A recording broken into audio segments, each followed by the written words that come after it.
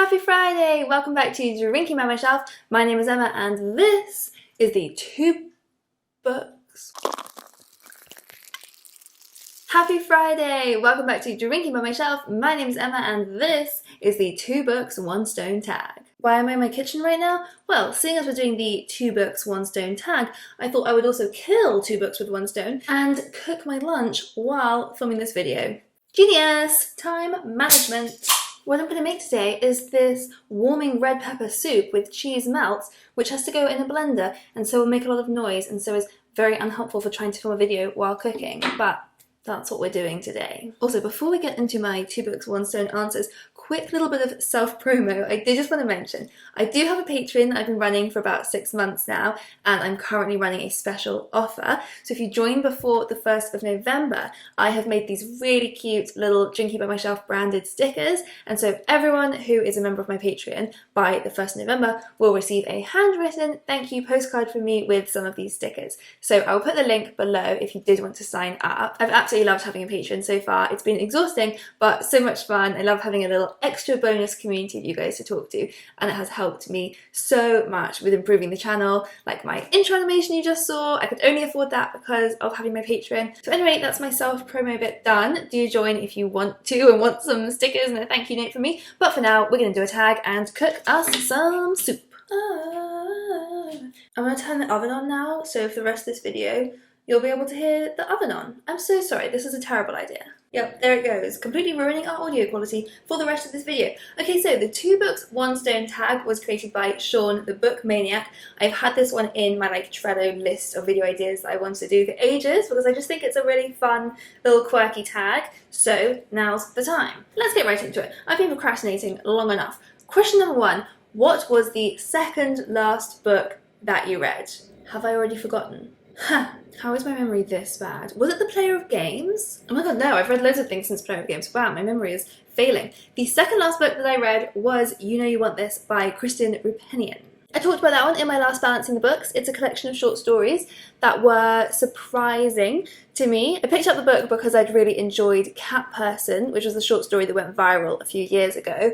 And I wasn't expecting that the rest of the collection would be horror stories, because Cat Person was not a horror story. I mean, it was a horror story, but it was a real-life horror story that is very familiar to women all over the world, whereas the rest of the collection is like legit horror. The horror stories didn't quite work, but they were so close. Like, they were very, very engaging in the first half of each story. We're going on the move to get the ingredients. So the second question is, what is the second book from the top of your TBR? So I'm going to answer this question imagining that the top of my TBR just means like the next book that I need to read, and we're going down the list. So I know the next book I need to read, but that wasn't the question, so we'll skip over that one. The second next book I need to read is Akin by Emma Donoghue, because on Thursday I'm going to my sister's house and we're going to film a video together, and for that one I need to have read Akin before then. Right, we're going back over to the shopping station. Question 3 is to name 2 2-star reads.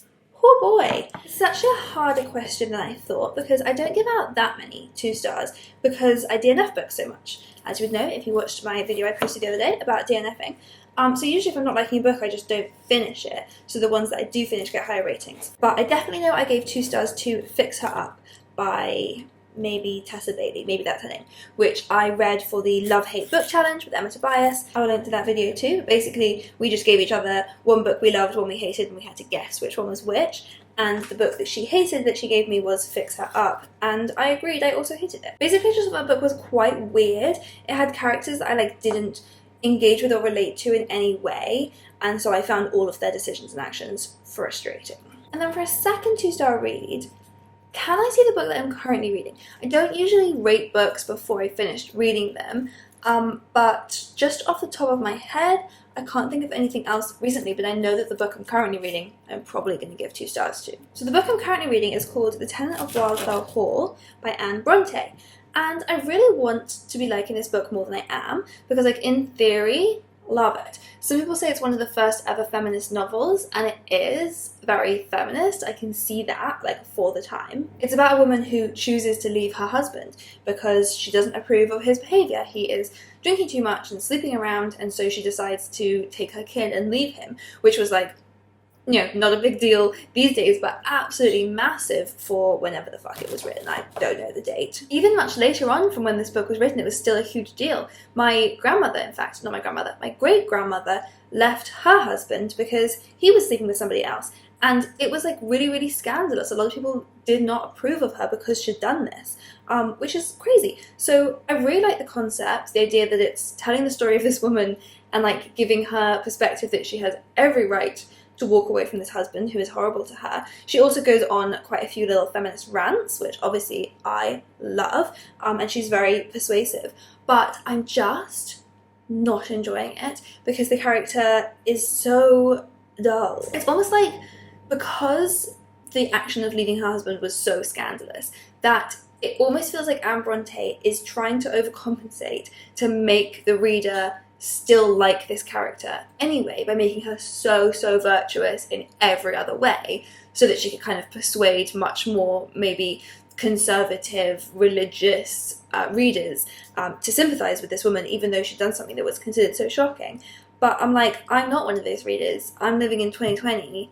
I don't care if you leave your husband. You can still be a little bit more interesting than you're currently being. She did the same thing with the husband's behaviour. Like, the husband is so appalling, and I'm like 75% of the way through the book at this point, and it's just stopped getting interesting because he just doesn't feel like a three-dimensional character. He feels very 2D to prove a point of like, he was awful and that's why she was allowed to leave. So it's just, you know, it's fine. It's of its time. I'm glad it was written. I'm sure it was groundbreaking. I'm a little bit bored and will probably give it 2 stars. Okay, question 4 is kind of the opposite. I'm just peeling some garlic now. Sorry, that will be quite rustly. Question 4 is just to name 2 great books by the same author. I did a whole video once on my auto by authors, so I've got so many examples in there of authors who I have loved more than one of their books. Hey Siri, set a timer for 20 minutes. For example, one of the authors in that video is Claire Mackintosh, and she has written quite a few books, but the 2 that I absolutely loved were I Let You Go and I See You. So these are both thrillers. I Let You Go is the one I read first, and it has such a good twist, and it pulls the twist off so well. I actually really want to reread that book. It's absolutely brilliant. It's like got a very slow moving first half that doesn't feel like a thriller really at all. It feels more like this kind of sad story with a little bit of suspense. You're not quite sure what's coming. And then this twist hits halfway through, which honestly blew my mind. And then once you've worked out the twist and worked out like the implications of what the twist means, the second half is absolutely terrifying. Like, I was reading it in the bath and I had to get out of the bath because I was like panicking so much and overheating. It's so good. So that's I Let You Go, and then she wrote a book called I See You, which is equally terrifying. It's another thriller about women getting stalked on the tube. So it's kind of about the idea that if you get the tube to work, or you get like the same commute to work every day, people can be watching you. Anyone can look at your routine and then always know where you're going to be at any time of day and stalk you, and it's really creepy. And again, I had to read it sitting right up against a wall so that my back was like fully safe against the wall. Otherwise I felt like someone was watching me over my shoulder and I had to be safe. So yeah, those are 2 great books by Claire Mackintosh. She's got another one coming out next year called Hostage, I think, which is another thriller, and I am so excited to read it. Okay, next question is 2 books that you bailed on or 2 books that you wish you'd bailed on. So again, as I said recently in the DNF tag, I basically always do DNF. I do bail on books if I'm not liking them. So what have I bailed on recently? I bailed on Stories of Your Life and Others by Ted Chiang, but that's a short story collection, so it's a little bit different. And I read the Story of Your Life, which is the story that Arrival is based on, and I really enjoyed that one. I also read Tower of Babylon, which is another of his most famous ones, and I liked that one as well, but I bailed on the collection as a whole because I was already reading sci-fi at the time, and I don't even like sci-fi, so it was just too much sci-fi for my life. Fuck just happened? So that was one book I bailed on recently. What else have I bailed on? Well, I'm at such an angle right now. The camera is actually balanced on the toaster. I kind of look like right now, you know the scenes in Titanic where to make it look like the ship was sinking, they just literally tilted the camera and got all the actors to stand at an angle. If you didn't already know that, watch out for it because it's hilarious and so obvious once you know. The other book that I bailed on recently was Meet Q Club, which was a romance book. And again, it was just me trying to read outside my genre preferences. I don't particularly like romance, but that one looked really cute. It was about books. It's about a guy one guy who worked at a bookshop and another guy who ran a romance book club, and it was going to be like an enemies to lovers, bonding over books thing. I thought maybe that'll be where I can find my way into the romance genre, but I did DNF it because actually CBA. Let's grate some cheese. Shall I put this angle right? That's better. We're no longer sinking. We have saved the Titanic. I've really got Titanic on the brain because I'm watching it this afternoon. I have a special date to watch Titanic with my friend Ellen. It's my favourite film, maybe of all time. I have to watch it at least once a year, and then it takes me at least 6 months to recover. So if for the next 6 months of videos I constantly look like I've got tears in my eyes, I probably do, and it's because I watched Titanic once. Question 6 is 2 favourite reads so far this year. I have read so many really good books so far this year. Definitely one of my favourites has to be Such a Fun Age by Kylie Reid. We're sinking again. Oh, the tripod's sliding because the toaster's too shiny. The tripod is sliding along, so we're just sinking again. Okay, well that's fine. Such a Fun Age is a book about racism and white performative allyship, and it's really brilliant and it's really thought-provoking, and it made me really question myself in so many ways. It's just, oh my god, it's so brilliant. If you haven't read it, read it, honestly. What's another favourite book of the year? Oh, let's say The Housekeeper and the Professor by Yoko Ogawa. So I read that one back when I was down in lockdown at my parents' house, and it was so beautiful. It's this really lovely short book about a woman who goes to work for a man who's called the Professor, and he has this memory condition where he loses his memory every 80 minutes. It's the same author who wrote The Memory Police, so she's, you know, she loves getting creative with memory. It's really just about the bonds between humans, I think, and exploring the different kinds of bonds and trust and love that can grow between humans when you take out something that feels so fundamental, which is memory. So, like, how can you form a bond with somebody who literally can't remember you? If you leave the house and go to the shops and you come back an hour and a half later, he doesn't remember that you ever existed and that he's ever seen you before. So how can you form a bond? But it really like stretches the way that I thought about relationships between humans. So it's about their bond and also the bond between the professor and the housekeeper's little boy who's like 9 or something.